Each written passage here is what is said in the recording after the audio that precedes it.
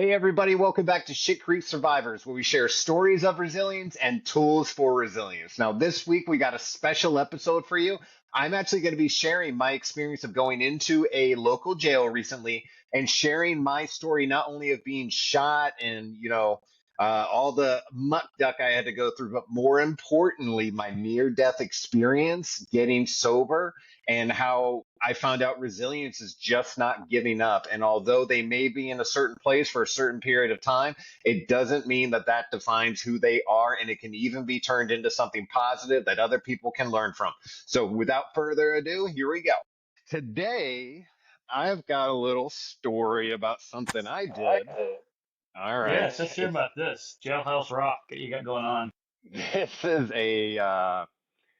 this is a story of not be careful what you wish for, but you know, if you ask God to be used, He will send you somewhere. You- And I was actually getting a sign made for the side of my truck.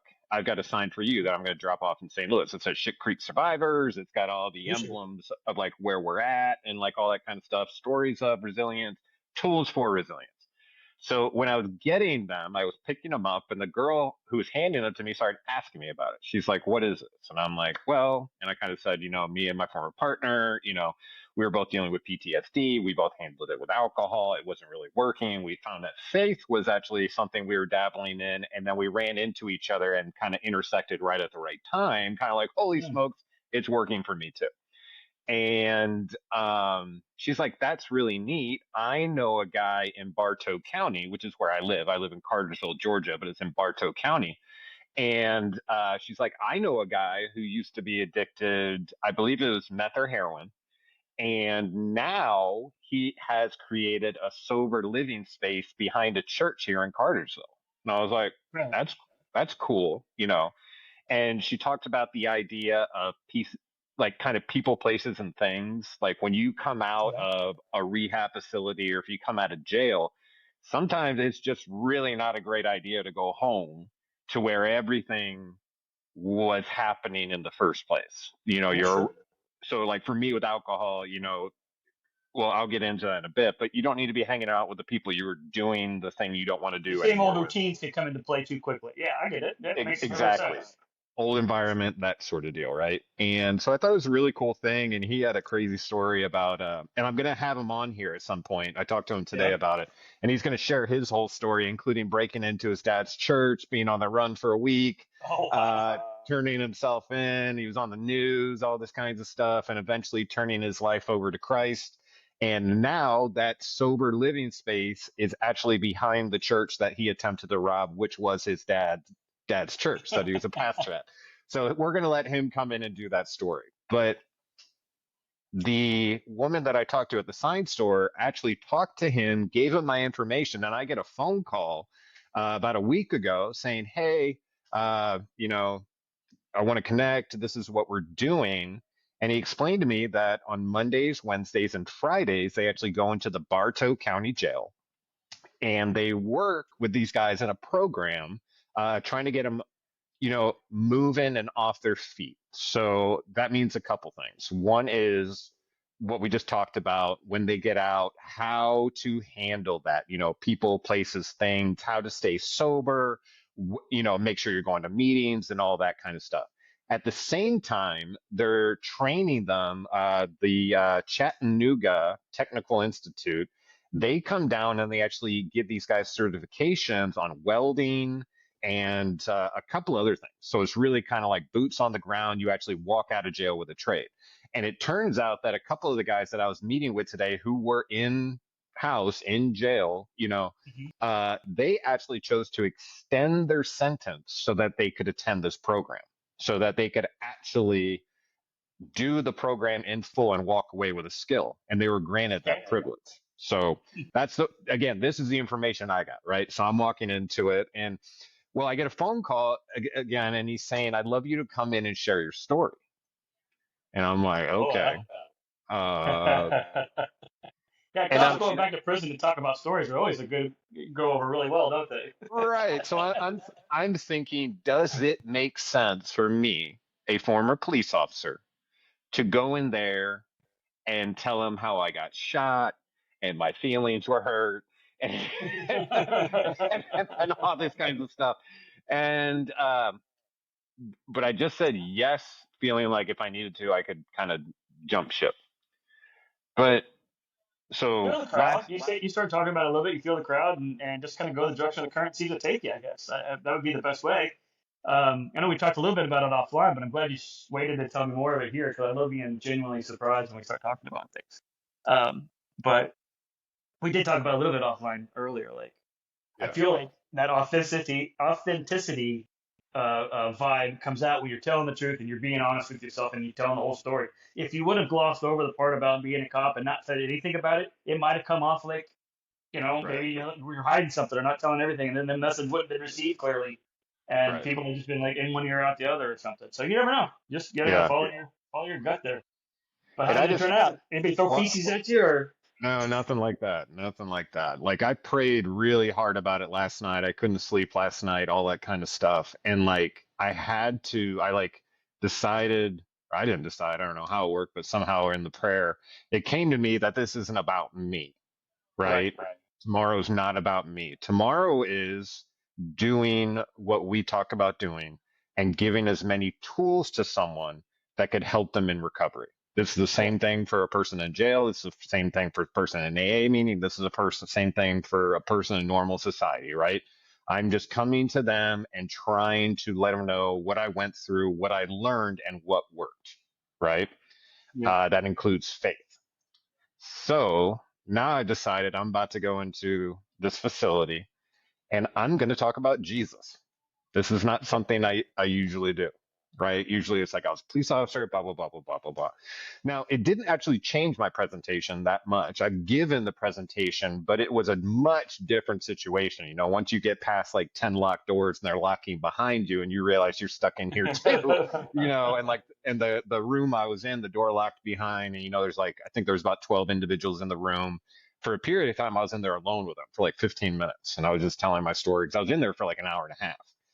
All right, So Clarice. Did the lamb start to scream? the what? Did the lamb start to scream, Clarice? No Hannibal Lecter moments. No Hannibal Lecter moments. Just man, I Walked was in there nervous. with him though. Yeah, I would be too. Like I was very nervous, and it you have wasn't no about. idea what they're thinking and what they could do. But And I'm sure it there was was fine. I think I there put you was right in with the yeah unruly ones. there was that, but then I had to come to the like almost agreement in my head. I'm like, if I get stabbed, that's fine. If I get like if something physical actually happens and someone attacks me, that's a whole nother thing. But if I go in here and I genuinely talk about my story and I Yeah, genuinely talk about how faith, although I didn't want it to a lot of the times, help me, then that might be my purpose there. yeah. So almost, yeah, That's just, a message worth being stabbed for. yeah. So exactly. Exactly. I'm worth it. Yeah, it's worth it. And then I've got another cool story. Um, and so one of the things I tried to do, and my buddy Darius, who I met down here in Atlanta, he's no longer with us. Unfortunately, he took his own life. But he was one of the first people I told the story to, who wasn't, police officer or anything like that. And he told me, he was like, Cam, like that's a good story. The way you tell it is pretty good. Like, because you throw in some funny bits there. And so like the funny bit that I threw in when I first got there, I'm like, hey, my name's Cameron. I'm here to talk to you about PTSD and faith. Now I am going to warn you ahead of time. I am a former police officer, but if it helps, I did get shot in the face. And they just started laughing. And I was like, honestly, guys, I am here to share a story with you. Um, you know, uh, what did I say? I I was just like, love that intro. That's sort of great little self-deprecating humor that everybody in jail talks about bad cops and stuff. Even if they weren't bad yeah, cops dealing with them, they're all so bad. You're like, if yeah, it helps any, I already did get shot in the face. So yeah. Like I already got shot in the face. Um, and I was like, but what I'm really going to share with you is like my testimony. It's not about being a police officer. It's about what happened. And so I started, I was like, I was born into, a great family, lots of love, um, lots of God. And then around like 5 years old, something happened, and I'm going to tell you about it towards the end here. But something happened that left kind of like a hole in me, and I never really felt great after that. I was sad all the time. I didn't feel like I had a lot of worth and all that kind of stuff.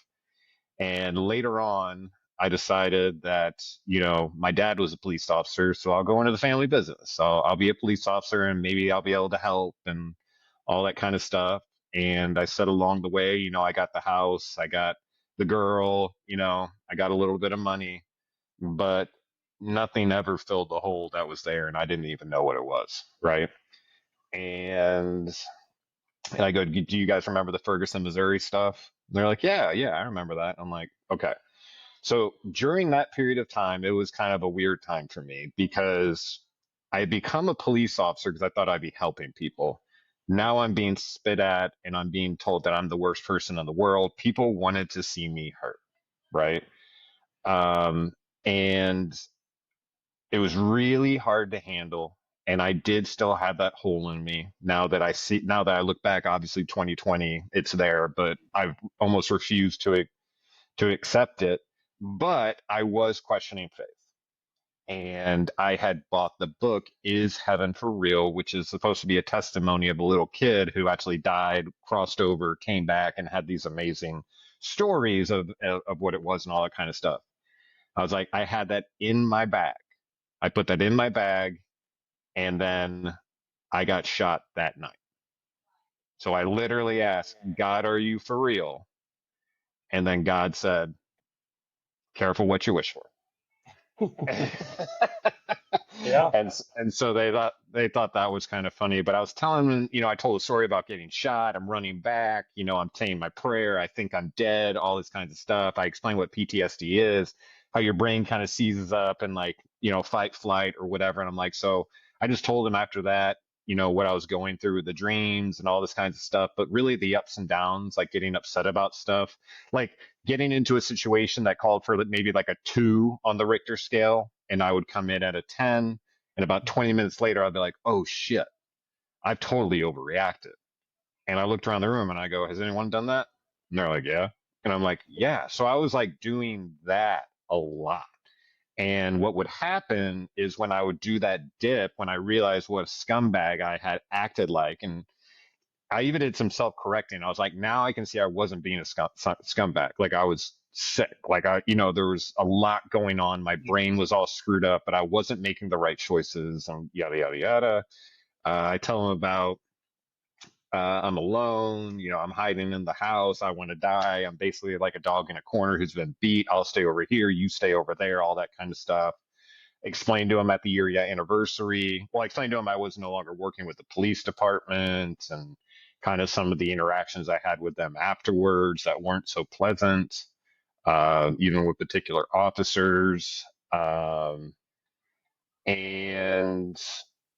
that kind of, so I'm telling the story, and then I get to the point where, I'm having seizures.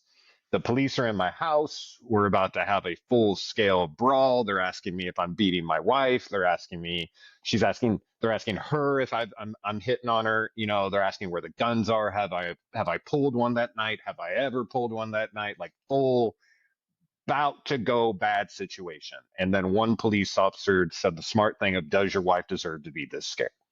And I was like, no. He's like, then will you please go get your blood pressure taken? So I tell him about that. I tell him basically on the way to the hospital, I'm telling him, call all the security guards. It's about to go down. It's going to be a long night. You know what I mean? And heads are like bobbing and stuff like that. And then I tell him when I get there, they were about to sedate me, but they did the CAT scan. They saw that I had Press syndrome, so they started treating me for that. But then I went into alcohol withdrawal. I was going through withdrawal for like 3 days. I was like, I don't know if any of you guys have gone through any withdrawal, but it sucks. I was very grateful that I was within, the hospital and they were able to stabilize me. But at some point, I got pneumonia, which turned into double pneumonia. Right lung collapsed, and I was labeled the sickest person in the hospital. But then I was in a lot of pain. I'm telling about PTSD dreams, but then I tell them about the darkness. Like suddenly I found myself in the darkness. And there was a voice saying, come closer, the pain, you'll be free from the pain here.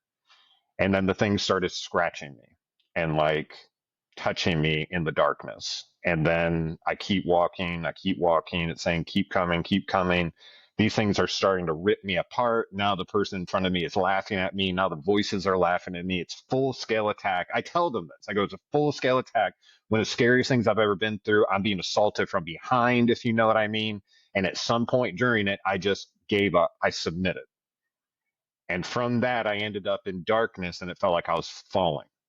And out of nowhere, I said, Jesus, please forgive me of my sins. But not only did I just say that, but I actually took account for the part that I had played. I actually felt the guilt, even though for the longest time I had been saying I'm a victim. Mm. Um, and then that's when I got caught. And that's when the light got bigger and I got closer and closer and closer and closer and closer, and I tell them all about that. And again, I'm just standing in front of these grown men, just trying to share my story. So, but I'm not losing anybody. You know what I mean? They're Yeah. still with me and everything like that. And I'm trying to cut some jokes here and there. Um, I told them about the alcohol abuse, absolutely. And then I told them after I got out, I couldn't even be left alone. No one trusted me. And as soon as I was left alone, about 3 months later, I'm a grown ass man. So I started having beers. I was telling about I was drinking in the morning before going to therapy. Um, I admitted to them that, on my way to therapy, that one day I had that oh shit moment where God kind of tapped me on the shoulder and was like, I can't save you anymore. You have to do something. So that's when I walked into the therapist and said, I've been drinking. She said, you got to do three things if you want to keep working with me. Call your wife, which I did, call your family, which I did, and go to an AA meeting, which I did.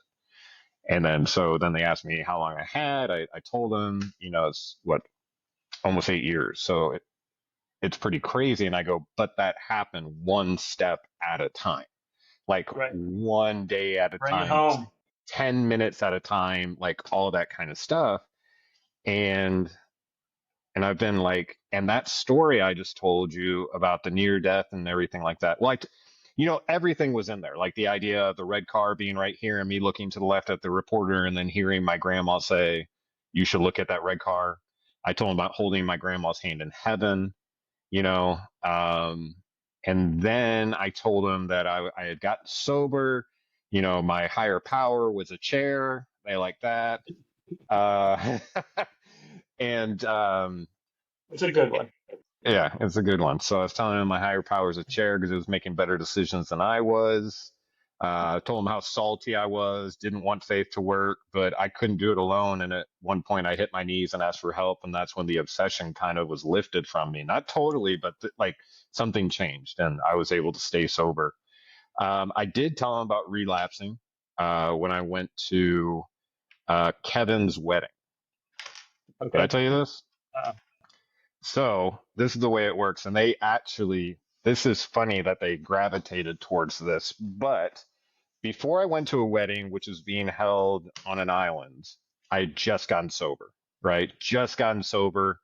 So I'm telling the guy whose wedding it is, I'm like, I'm going, but I'm not drinking.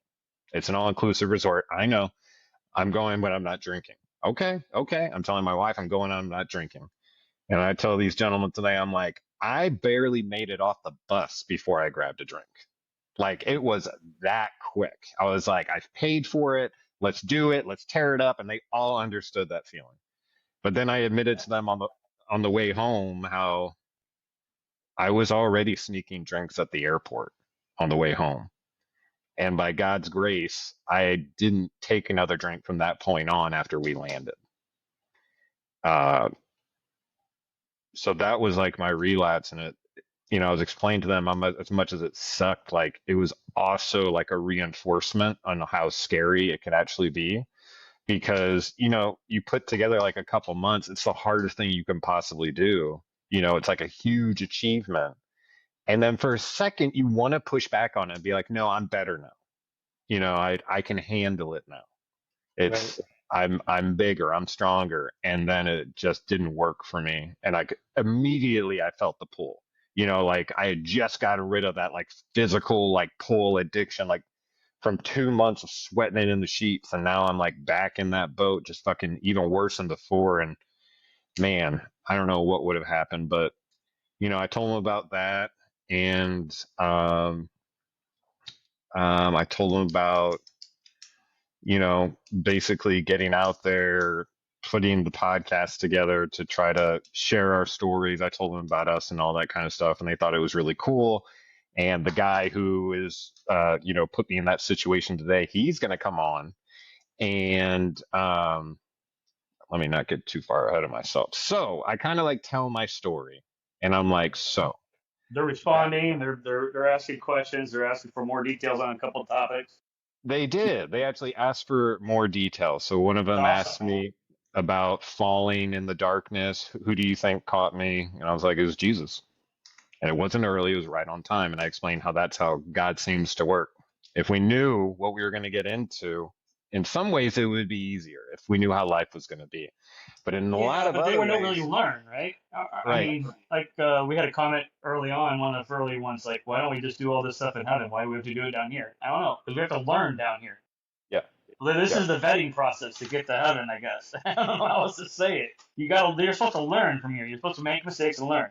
And that's another thing I remembered while I was telling him. I was like, because know now that when I had my near death experience, I had returned to where I had come from. I had returned home. Yeah. So what that means is we all came from this place. We ended up in bodies that we didn't choose, and that we will end back up in that place. So Yeah. this brief stint in between maybe isn't supposed to be the happy place. Maybe this isn't maybe this is where we are supposed to learn. Well, and I Um, thought about that before too. Like, just a quick little sidebar of it. Like, I've always wondered, like, maybe whenever you die, you go to the same spot, and it's only heaven or hell because of the way you feel about it.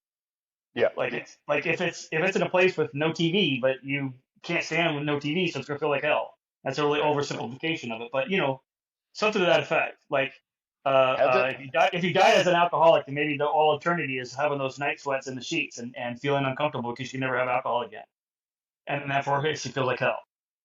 My I don't know. experience, I get what you're saying for sure.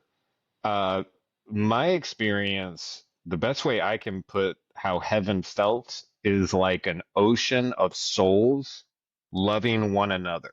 You don't have to worry about loving yourself because you are so loved by everyone around you. Love thy neighbor that you don't even have to do it. And you're on fire to love everybody else, Yeah, and it's like just like, like the chopsticks parable. like the chopsticks parable, feeding each other instead of feeding yourself. Yeah. Trying to feed yourself and being frustrated and angry, or you use these really long chopsticks to feed the guy across the table from you, and everybody's happy and loving. Just in case So, anybody doesn't remember that one. yeah. So that was kind of like my story, Okay. right? And I was worried about it because I was like, that isn't enough for these guys. You know what I mean? And so I started We go talking wrong. about what I've learned since being a police officer, Okay. since all that. And I was talking about what we were doing. And I started just being blatantly honest about, things that have stood in my way most of the time. First off, it's me. I gotta Um, say you went first. Yeah. yeah, it's me. And it's my pride and my ego. My pride and my ego blocks new things because I think I already know. I don't need your info. I'm already good, and so I don't learn new things. Um, but then I asked them. I was like, "So, has anyone in here bought anything that actually fixed an emotional problem? Not made you feel better, but that fixed it?" And all of them were like, "No." I go, "Me either." Have you ever seen a U-Haul behind a hearse? And they're like, "No." Exactly. So all this stuff that people are accumulating, they don't take it with them. Does anyone in here think that someone who has more possessions or more money has a bigger slice of heaven than the person next to him? No. So why do we, drive ourselves crazy with I wish I had that, I wish I had this, when the number one thing we should be focusing on is our relationship with Jesus? Yeah. And they're like, huh. And I go, I know it's tough. It's tough. And then I was like, and I like did not want faith and I didn't want Jesus to be the answer, but he caught me in the darkness. And I spent the next 8 years trying to figure out what that was. Was it the medications I was on? One of them asked me, did you flatline? I was like, I wish. I wish, because then I could be like, that's when it happened. You know what I mean? Right. Because I don't know when it happened and what exactly like my health was at that exact same at that moment. Like, did I actually flatline for a moment? Um, and so I talked to them about that, and I'm like, so what I'm working on right now, I need to rewind actually. Yeah, about to get you So off topic a little bit. I apologize if I had to do no, no, that. no, no, no. So I was talking about that first year with them that I was getting sober and it was really hard and I had relapsed and like all that kind of stuff. And I'm like working on it and working on it, but I'm not feeling any better. Like my PTSD doesn't appear to be getting better. I'm sober, I'm connected to faith, but I'm kind of white knuckling it. And, you know, I'm like at the end of my rope. I don't think I can make it alive being sober. So I've got my back door set up, ready open. Um, and it put me in a place where I'm like, okay, well, I got nothing to lose. So I'm going to go talk about the last thing that I haven't discussed with my therapist. And so I openly said in front of these guys, so I sat in front of my therapist and I said, there's something else that I haven't shared with you. It probably means nothing, but when I was a child, my friend and I were taught an adult game by his mom's boyfriend. We did it quite a bit. But when that individual found out that my dad was a police officer, he threatened his mom with physical harm. And we were told we were sinners, that we were bad kids, that our parents wouldn't love us. And if they found out, they'd get rid of us. Everyone was dead silent, like dead silent. And I go, and I believed a lie. And so in that moment, you have two choices. You can either be like, well, based on this, the world is shit. And a lot of people go down that road. Hmm. Or you think, what I'm going to do is be a good boy and I'm going to work off all this sin. And maybe one day I'll get to heaven. Yeah. I go, neither one of those views is the right view because that's a 5-year-old kid trying to figure out what life decision he needs to make right here and right now. And the Yeah. thing about when you make decisions at 5 years old, the memory stays with a 5-year-old mentality. And I told him when I told my therapist about this, I started crying like a kid. Do you know that kind of crying where your chest, like, it's almost like it hurts? It's like spasming. And I looked at these grown men and they were like, yeah. And I was like, yeah, I was I felt like a 5-year-old sitting there. And I could tell by the eye contact, I was hitting some people. And I was like, and I was just so lost and I didn't know what to do. But suddenly the secret that I had kept for 30 years was coming out of it. I'm literally talking about the thing that's Yeah. left a hole in me that I didn't want to acknowledge. I explained to them that trauma couples with trauma. So unfortunately, if you get into something later in life, something that happened when you're a little kid might pop up, but that's okay because that's what happens. That's normal. And I go, Right. you know what that guy did? He manipulated two little children like a predator does. He Right. got in their heads, told them that they were losing the top three things in their world. They were losing their parents' love, they were losing God's love, and they were losing Santa Claus because now we're bad boys. Life's over, right? Yeah. So, and I explained to him, I was like, and that had such an impact on me that for the rest of even me being a child, I didn't want my little sister to catch the badness in me. Like that's how much it had been accepted. Okay, I'm bad. I'm going to try to work it off. But there was never enough I could do. Even when I got shot in the face, I hit the ground and I knew I hadn't loved enough people. But that, was me literally saying, I'm probably going to Mm. hell. And it's taken a long time to come around to that. And so I was telling him about that. And there were a couple eyes that weren't dry. And, I bet. Probably struck a um, couple chords real deep. A few of them, who knows? yeah. And I was just trying to honor God. You know what I mean? And I was like, so this happened. And now I realize that had I not been shot, I never would have handled that secret.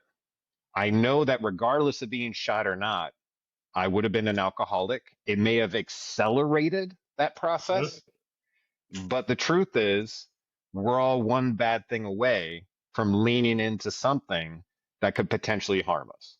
And they all knew what I was talking about. They all knew what I was talking about. I was like, it turned into like almost like an AA meeting. And so I started telling about, the first time I went to an AA meeting and, how scary it was and all that kind of stuff. The second time I couldn't find the meeting, I called my wife crying, I can't find it. Blah, blah, blah. She's like, don't worry, I got you. It's right a couple like I was at Biani, if anyone knows where that is, and I couldn't find the building. I was literally in a very, very bad place, like in the parking lot, like crying. And I I like was the high school, the Yanni High School. mm, and The high school yeah, here it in was, St. Louis, if anybody doesn't know that. yeah. And I told him about that, the little kid thing, and I told him about how much it affected me. And I felt like a lot of them knew what I was talking about. And then I talked about how that stuck with me, and I almost was my worst critic after that. Um, and how it's so sad that we can't give ourselves the grace that we would give somebody else. Yeah. I talked about my nephew. I've got like a 2-year-old nephew right now, and I look at him, and there's nothing that child could do to to ever eliminate my love. You know what I Yeah. mean? There's nothing that could possibly ever happen. And when I am able to feel that wholeheartedly, um, and it's a little raw right now, but it helps me know that maybe that's how God sees me, you know? And I haven't been able to like love myself like for real. And it also helps me possibly see how my parents love me or loved me.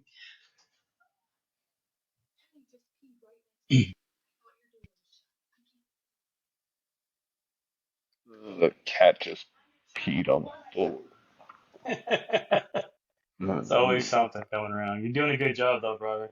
You're doing a good job. Get to the cat Um, feed. yeah. Catch your breath. So it's just like I I hate it's just such a mind screw, like the idea that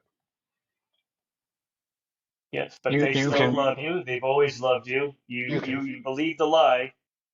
well, the problem is like until like Matt came around and I've really like picked him up and like loved him and like held him, you know what I mean? I haven't been I was finally able to kind of like maybe access how maybe God or my family saw me, which is I Yeah. know a weird thing. I've just never seen myself like Right, right, that, right. and so I didn't let anyone tell me like actually matter, but to actually like feel it and be like maybe God loves me like this too. You know what Yeah. I mean? It's just like It clicked. Something it. clicked inside of your heart and inside of your soul. It made sense to you all of a sudden. Something that Yeah, you never really addressed before, understood before, and even could comprehend before. Uh, because you were still that 5 year old dealing with it. And now that you've yeah, kind of matured over the last couple of years dealing with all of this stuff. You've kind of grown internally too, and same with that trauma. So now you're not that same 5 year old when you have the trauma like you were before because you've already addressed it. You've accepted it. You understand, or you haven't completely, but you're working on it. yeah. And And I then you're right. But seeing that your nephew as a baby and innocent, brand new, and all that stuff, I bet you just the wave of emotions. You yeah. feel the love for this kid, like you said, your parents felt for you, Yeah, I'm and you like kind of just it putting that clicked. together because I thought my parents saw me the way that I saw myself. Right, right, right. Do you know what I mean? So, But they did. They saw you that way all along. and I've just had this blinder on since I was 5 years old that Yeah. I like literally never was able There's to like an appreciate. emotional wall. Yeah, because at any second I thought they were going to leave. Yeah, So I just like, I'll beat you to it, yeah. you know? You can't hurt me if Um, I'm ready for you to leave. I yeah. mean, a lot of it's been that way with relationships too. Oh, Uh, yeah, I was definitely that way with relationships for a long time. Like, all right, fucking leave, See ya. but the You know? point is, all the point I'm trying to make. First of all, you did a great job sharing it. I'm proud of you for sharing it. Yeah. It's not an easy thing to do. But my only point to try to get to after this pain subsides and the emotions go away and the boiling water starts to calm down, realize that they did always see you that way. Accept Yeah, that. I know that's really hard. I can't get there right now. But like That's fine. stuff's like But shifting and stuff like that. And You will. You It will get it. That's your it next was, goal. and I said to these men, I go, have you ever, would you like, I go, so this happened to me when I was 5 and I couldn't even stand myself. And now I see a 5-year-old. Like, have you seen a 5-year-old lately? They're a baby. I go, have you seen a 16-year-old lately? They're a fucking idiot kid. Like, Yeah. you only know what you know when you're 16. You only know what you know when you're 5. You only know what you know when you're 20. Like, I don't care. You know what I mean? A lot of times you're being told what to do and you're just trying to figure it out. But I was able to like look at these people and be like, you are not defined by a few decisions you've made in your life. Yeah. Or Like, a you're few not. decisions, a few things that have happened to you, or a few ways you've reacted to things. It Right. doesn't Right. define you. I had Yeah. we have a friend that going through something kind of recently, and I don't want to share too much of the story because I don't want to give it away who it is. But it's a traumatic thing, and I related to it in some way because I've been through some traumatic things like it, and I waited a few days to reach out, but I finally reached out and I said exactly that. You're not defined by this action, Mm-mm. and neither is my love for you. You're always going to be my friend. Next time I see you, I plan on smiling and hugging and giving you, all that kind of stuff. Because you're still my friend, and that's not going to go away because of this one bad decision. And I don't know, maybe that person needed to hear it. Maybe they didn't. It felt good to say it because it's something I would have liked to hear when I've gone through it. So it just felt like the pull to do it. So you're doing it now with them. We're doing it now on the podcast as best we can. I did it with this person. I mean, I wish I could do it with everybody. I wish I could always bring somebody up. That would be the greatest feeling ever. And I felt really out of place, like when I was telling the story, but I was just like, I just got to do this for God. You know what I Yeah. mean? I'm sorry I'm so emotional. It was just such a like a Don't apologize for that, it brother. just happened like a couple hours ago, and by the end of it, I'm like bonding with these dudes. I'm like telling them Yeah. like you are not defined by whatever puts you in here. It takes Yeah. sometimes a day at a time, 24 hours at a time, 10 minutes at a time, but like you are not defined by the bad things. I was like, what you need to do, or what I started to do, is I wanted to turn into Batman. I worked in the dark. I focused on myself. I got sober from myself. I learned that I need to put the mask on if the airplane's going down. I need to put it on me first, so I am capable of helping my family. I go, you guys stepping up and getting sober and like getting yourself together and focusing on you. The byproduct of that is your family will be better.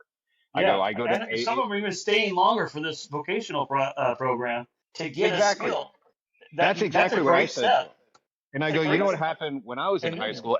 Everyone told you you have to go to college, or you're kind of like you're either going to the military or who knows, you're just going to you're not doing much. I go, yeah, but don't that do was a that. Only lie. losers go in the military. I go, that's a lie. They all lied to us. It was schools that lied to us, and it was people who were willing to give children loans, right? They lied to us, and now the concept of $1 million plumbers out here. I hear you guys are doing, skills and stuff like that. You're going to get into trades. Heck yeah. My nephew that I was talking about, I'm going to tell him to take up a trade. It makes a lot more sense for some people. You get to do good work. You get to manage your own days. Eventually, you get to teach somebody else how to do it, maybe even an apprentice. Like, there's so much cool stuff there. And they're all like, yeah. And so by the end of it, like, We did Mike Rowe to be around here like 20 years ago to help us out, right? right. The And dirty jobs. yeah. And and so then I was like done. And I was like, I hope I did an all right job, guys. Like, I just want to let you know this was an honor that I got to be in here with you. I really appreciate it. Blah, blah, blah, blah, blah. And then it was just like really cool. One of them's like, hey, I got a quick question. When you were falling in the darkness, he's like, I believe in Jesus. Where do you think you were falling? And I go, to hell. Yeah. He goes, really? I go, yeah. And I go, and he saved me just in time. And that's the way God works, just in time. Another person talked about, because I told them that I had to call my wife who was at work. When I told my therapist that I had been drinking again, one of the steps to working with her was calling. And I said, that I had to tell her where I had hid bottles and stuff like that. The illusion that here's the one bottle I have on the fridge, but there's other bottles, in the house that way you're kind of nipping off of all of them. So it looks like you're not drinking as much. Anyway, that's a back door to the addict's mind. Oh And one wow. of the guys in the front row said, yeah, I had to call my mom, who I did not live with, tell her to go under her couch, unzip the bottom, and reach all the way in the back, and she would find my stash. He's Yeah. like, I had money there too, but that was mainly where my stuff was. And then and she's, he talked about his mom calling him Peanut and like, Peanut, you're drinking and blah, blah, blah. But it was just really cool that these guys were like receptive to coming in. And then the main guy was talking about, if you ever wanted to bring your podcast stuff in here, because I told all these guys, I go, you're literally going through a shit creek right now, Yeah.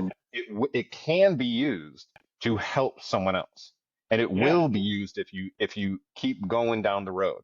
And I know it sucks, but one day at a time, and eventually you'll have a day where you're like, it's not so bad today, Yeah. and Hopefully then that's you the just goal.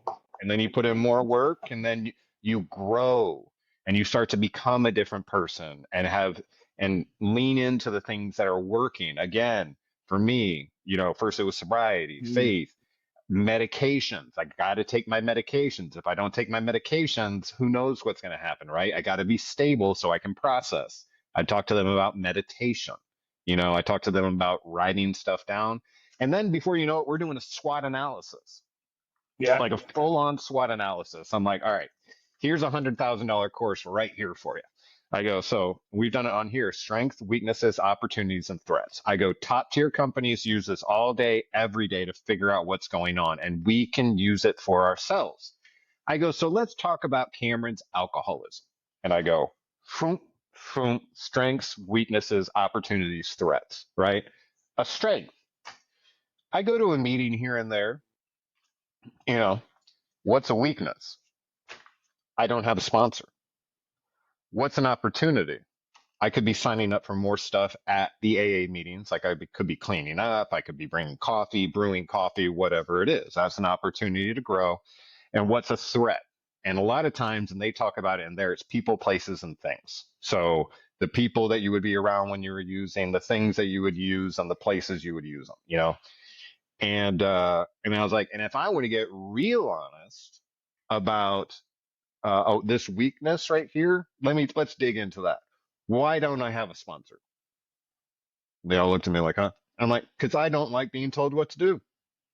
I'm, I'm lazy in heart, and I don't want to do the hard work a lot of the times. And, but that's the reason, flat out, right here and now, I can be honest with you. That's why I don't have a sponsor. Ask, ask, and you shall receive. The woman standing next to me goes, you want a sponsor? And I go, yeah. She goes, do you really want a sponsor? I go, yeah. And she goes, I'll have you a sponsor by the end of the day. And then she literally sent me and the other guy, who I guess is going to be calling me sometime today. Now I have a sponsor. And I looked out because I was kind of in shock. And I look out at the guys. I go, see, do you see how God works? Like, be Yeah. careful what you wish for. I just Yeah. said, I'm lazy. I don't want a sponsor. Boom. All of a sudden, someone hears it, puts it into action. I've got a sponsor. I've got a phone call this afternoon with somebody because of some words that came out of my mouth. And it was pretty funny. So it's not just words coming out of your mouth though. There's intent behind them. There's feeling. There's motivation. It's It's, got it's, love behind it. It's got feeling behind it. It's not just out of the blue, nowhere, willy nilly. it's weird No. how, like, when people are like hurting, how you kind of want to like fillet yourself in front of them and be like, you know what I mean? Like, to Yeah. show that you're not looking at them, be like, I'm fucking broken too. But what was crazier, this is a sheet of paper. And again, this is all like an hour and a half ramble. And at the end of it, everyone said that I did a good job and all that kind of stuff. But I said faith was not like what I wanted it to work. Right. So I started digging more into it, and I've already talked about, alcohol was an allergy at first, and then I needed God to get sober. I couldn't be sober without God. And then I started digging into it more. I'm like, fine, let's talk about Jesus, and especially with my near death experience. Um, and I go, what impresses me about the story is you've got 12 individuals who were tortured and didn't change their story about what they saw when they witnessed Jesus. Right. And everyone's like, huh? And I just go, That's Peter crucified upside down. Paul beheaded. James beheaded. Andrew crucified on an X-shaped cross. Judas committed suicide. Thomas impaled on a spear. Bartholomew filleted alive and beheaded. Matthew died by the sword. James stoned and what is that? Clubbed. Clubbed. I was about to say stomped. Uh, Philip was crucified and Simon was sawn in half. John was the only one who potentially died And he of a, survived. Yeah, he yeah, he just died survived like boiling in oil. in Uh, isolation. yeah, well, but then he got sent to a prison island, like in or That's wherever what they I would mean. do. Yeah, yeah, yeah. But that's where he wrote Revelations Yeah, in prison yeah. after he didn't die. But he ended up dying of, I guess, a natural death after he went through all that kind of stuff. But I what I know, but he said to survived them, being boiled in oil. and I said to them, He doubled down, and wrote another book. I know. And I said to them, I was like, I don't know about you guys, but if I'm about to feel some pain and changing my story Take it will away. relieve that pain, I'm going to change it. But these individuals did not because they knew if they denied what they had seen, they potentially couldn't end up in heaven. Yeah, And they were willing to take the pain here.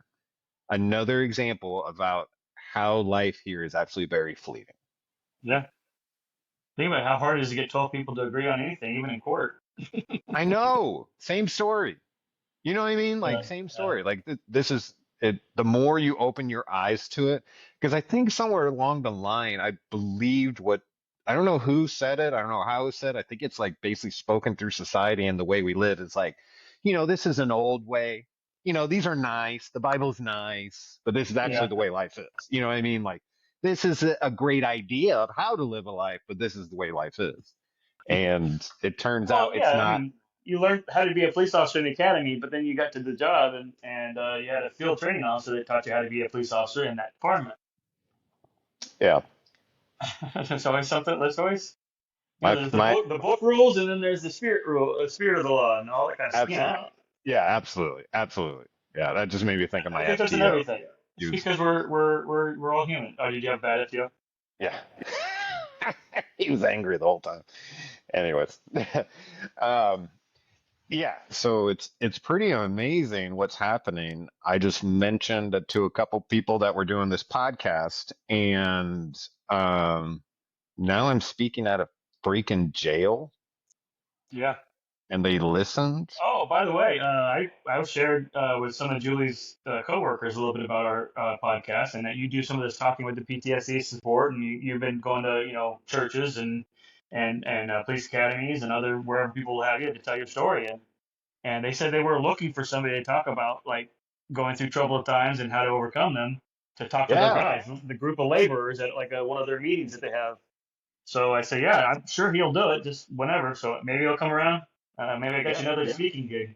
That would It be won't be amazing. jail, It won't be a but they're jail. labor, so they're almost there. I'm just kidding. It was really funny because like in the middle of the session, like I'm getting like really into it. All of a sudden, an officer comes to the door, and I was in there for like 15, 20 minutes with these guys on my own, to the Yeah, point where I like when the guard came, I had to let him in. Do you know what yeah, I mean? Like he was like, I'm in the middle of my speech. I'm like, what am I supposed to do, guys? They're like, you gotta let him in. Like shit. So I let him in, and then he's taking a guy to medical because it turns out within this like group of it's a program that they're in. They get pulled out of general population. They get to kind of have a little bit more freedoms. The goal is, and they write a commitment thing. I'm going to be better. I'm getting my life together as a whole. It's not just about they're actually serving. trying to Yeah, buy yeah, into the whole like I've done my time. Now it's time to be contributing member of society now again, and they're proving it inside there, and they're getting yeah, that's good. You yeah. think So that that's how it's supposed to work in jail. yeah, and it was really cool. I was surprised how receptive they were. I told them afterwards. I shook every one of their hands. I just said thank Good you for you. for sharing your space with me. Like this has been great for me. I hope that it helps you. And on the way out, one of the main guy was like, "Hey, I don't know if you saw it, but there's a guy over there on the right where he was having a lot of tears coming out." Blah blah blah. I was like, I actually didn't see it, but a lot of guys, and I was saying this to them, have experienced childhood trauma, but we Yeah, never talk about it. Never yeah. talk about it. and we've almost reclassified it in our head as something else. Like that's not childhood trauma. That's just something silly that happened, or that's what happens, or I shouldn't have been there, or like weird stuff like that, where you kind of cover it up with a lot of dirt and hope that something will grow over it, but it usually doesn't. Part of that Yeah, variant in the box in the back of your mind. I know a lot of military members are really good at that. A lot of police officers are good at that. A lot of people in jail are probably good at it too. Criminals are probably good at it. Uh, but I mean, I think at some point in time it's going to come back to bite you. You're going to have to deal with it, no matter who you are, what the experience is, how good you've dealt with it to begin with, or not. I think it's still going to come back. You're going to have to unpack that box someday. yeah, I totally agree. I You might as totally well agree. you might as well pick a couple days here or there every out of the month and just open the box and pull one thing out, close the box up again, and deal with that one thing real quick. Let's figure it out. Yeah, Then go back to the box and pull one more thing out. But close the box real fast, or else it'll all get out there. yeah. Like Ghostbusters, where the all the ghosts bust out of the building after they turn the equipment off. What was that the mayor who told him to turn it off? It's like, yeah, I Yeah, knew. Don't do that. Yeah, yeah. great movie. Great movie. Cats and dogs living together, total chaos. I miss those movies. Yeah. Um, I had something else, Just but watched Tombstone for the first time in a long time. I've watched that a lot, but I hadn't seen it in a while. I thought you were going to say for the first time. I was going to be like, sir. No. Oh no, no. Oh no. No, that was one of those I would watch probably every week. Deployed or some training environment where all you have is your little computer with some, your hard drive with some movies on it. Dude, I tried to And watch we the. share. We always share. Like I have a hard drive with like 15 movies on it, 20 movies on it. I go to my buddy's bunk and he's got one with 15 or 20 movies on. We just swap for a while and then I'll save all his movies on my hard drive. He saves all my movies on his hard drive, and then we got more movies, and we'll just do that. Napster before Napster. There's going to be some young people out there who do not understand that at all. The idea of They watching probably don't even know what no, they know what a hard drive is. I bet they still have that. They DVDs. probably don't know what Napster is. No, not at all. Netflix has always been around. Um, yeah, I mean, I'm glad we Good got for to you, talk. man. I'm glad you got to do it. I'm glad you came out of it positive. I know you were nervous going into it. I don't blame you a bit. I think I was nervous for you last night. I don't think I slept very well either, but that's awesome. And Yeah, thanks for sharing it today with me. I needed it. I went out for a motorcycle ride to try to clear my head, and I got like 3 or 4 people cut me off or slam on the brakes right in front of me, and it's like I felt really invisible out there. You don't want to feel invisible on a motorcycle. That's for darn sure. mm-mm. That's not a great place to be. But I was getting to the point where I'm like, I'm about to start cussing at people. I'm like, I need to get home. Oh yeah, the podcast is getting ready to start soon too. Get home. That'll help. That'll help. Yeah, You need to talk to Cam. You hear Cam's story about the jail yesterday. That'll help. And sure enough, it has. man, it was today. The jail was today. The jail was today, this morning. Yes, yes, Yes, that's correct. yeah, Sorry, so it this is was. fresh. No, yeah, it was fresh. I'm just like numbed out. I couldn't even like figure out what to talk about when I got home, but I'm still like processing and digesting it. I just can't believe that it was like, who the fuck am I to walk in there and tell anybody anything? You know what I mean? And You're a like, human being that's gone through some trauma that is now talking about that trauma and helping other people deal with their trauma. And what and better how, place? Who else has trauma? and People like in jail have a why, lot of trauma. and like how the heck does how? It's just such a weird thing. No, no, no. You had it right the first time. Just do it for the greater goods and the higher powers and the chairs and the gods and whatever positive and love and all of Yeah, it. just Do it for love. that's what I was doing. It's all I was trying to throw out like, I'm an addict.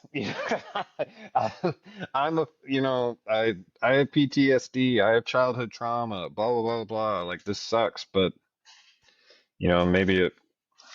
I don't know. It's. I Maybe just all hope that it's. suffering wasn't in vain and for no reason. Maybe you actually have a purpose now with it to help other people. And Yeah, and I was trying wow, to tell that can be them kind that of too. opening too. You know what I mean? Like you are like. I was trying to tell them like they are powerful. Because we're all human Yeah, beings yeah. and we all deserve love and we all try our best as best we can with the situation we've been dealt in the bodies that we are assigned. So we're all trying to figure it out. But by the end of it, I feel like we had come together like bonded sort of deal. I was giving them handshakes, high fives, all that kind of stuff, and hopefully it did something positive. And maybe I planted a seed. I talked about the tools for the tool belt and how if it's not meant for you, it could be meant for somebody else, and Yeah, you know, all that kind of good stuff. But you did all thank you you, can do. The seed has been thank planted. Now somebody else can water it, put some sunshine on it, and see a plant grow out of it. We'll be good. yeah, thank you for talking to me about it. I needed to. Uh, I don't know, process that Yeah. our You might conversation. still need to. If you want to call me after this in a few minutes or a few hours when we're done recording, if you want to talk some more, I'm here. It's just that one thing, and I'm okay. It's just like something is like shifted because it was like last night I was thinking about it, like the love I feel for Mac, and then like maybe that's the same way God sees me. You know what I mean? Instead of like you're fucking up, you know what I mean? Like, and then it like shines the light on, well, where did that voice come from? Why is that the way? You know what I mean? So then it's almost like you've been living on a movie set and some of the walls are starting to come down. Yeah. And you're like, oh shit. Like I haven't been living in reality. I thought this was here, but it's not. God's not the Eye of Sauron or whatever it is in Lord of the Rings, watching me from afar telling me I'm an idiot. Like maybe he really does see me as this child who's pretty helpless and just needs some love. And that's what Yeah. we're all looking for. Like it really is. I talked to Yeah. them about, That's why it does good there. That's why yeah, you don't worry about being a police officer in a jail telling your story. Be a man telling other men your man story and how or that's overcome things. Which is yeah, men talking to men, that's adults a talking to adults, humans talking to humans, humans with childhood trauma talking to humans with childhood trauma. It doesn't have yeah, to be a police officer. It doesn't have to be law enforcement. Shit happens to everybody. right. And I really like felt like God gave me a great opportunity today, to just kind of be like, all right, Perfect. maybe, Hang your hat on maybe, that. That's the end of it. Why does it have to be anything more than that? I don't, I just, it's, Right? I Isn't don't that good know. enough? Isn't that pretty good? And that's a Like, win. I know it is. I'm still waiting for the house to fall over, but you know what I mean? Like, I don't know. It's just like a weird thing. What? Kate even looked at me like, you okay? I'm like, yeah, it's just taking me a second, I think. Yeah. Go But clean up that cat piss. That'll bring you off your high horse real quick yeah, and bring you I down to better, earth. I better go do that right now since the cat's never done that before right next to her. So, and I Yeah. was in the room where her box is, so I'm probably about to get it. I love you, buddy. I love you too, brother. Have a good day. All right. Oh, keep that door cracked so the cat can pee. It is cracked. She's just a He's bitch. she's a cat. Cats, come And on, she's like, cats are devil spawns.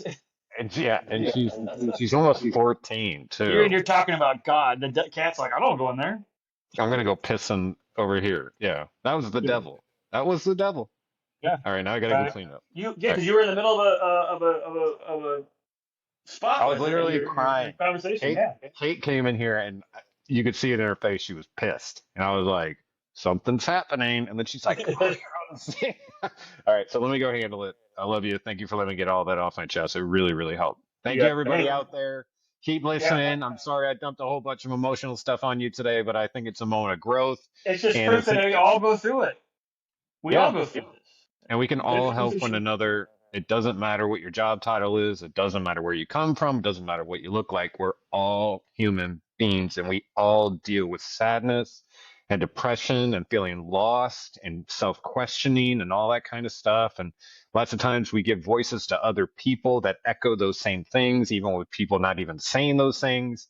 And it's just like a crazy thing that we do to ourselves just by doubting ourselves and like wanting to like it's just it's a Mm. tough thing, life, but doing it Just together pay is a it little bit forward with easier. more acts of kindness and showing Yeah. love and sharing love and trying not to be so quick to hate. It's easier said than done, but it's true. It's what we gotta try to Give do. give someone the grace you wish that you could give yourself. Yeah. Just Yeah. one person and just do it and like run with it. And then after you feel what you feel, because you got to go into the tank when you're really picking somebody up. And when you actually feel that energy that you're trying to put into them, ask yourself, why don't I do that for myself? Yeah. Or how can I? What can I do to get myself to see myself the way that I see others? Why am I disqualified from that? What Yeah. made me unworthy? Who told me? Well, well, Why? I think you keyed on to it earlier. I mean, one of the points of being here in this body and in this realm probably is to learn things, but also to give love. Don't look inward so much. Keep looking outward. Looking outward's going to help fix you inward. You know, Yeah. uh, Yeah. control what you can control. Do the best you can. Have a short memory. Don't dwell too much in the past. Yeah. Learn from it by all means. Use it to learn as a learning tool, but you can't change it. It happened. Couldn't happen any other way because it didn't. Mhm. Um, and then yeah, keep looking outward. Keep trying to produce fruit for other people's nourishments as much as you can. You'll get yours from somebody else's tree. That's You'll the get yours plan. from somebody else's fruit. I love it. I All right. love it. All right. Until. Hey, if you like this content and you liked our past content and you want to see future content, please like and subscribe. Goodbye.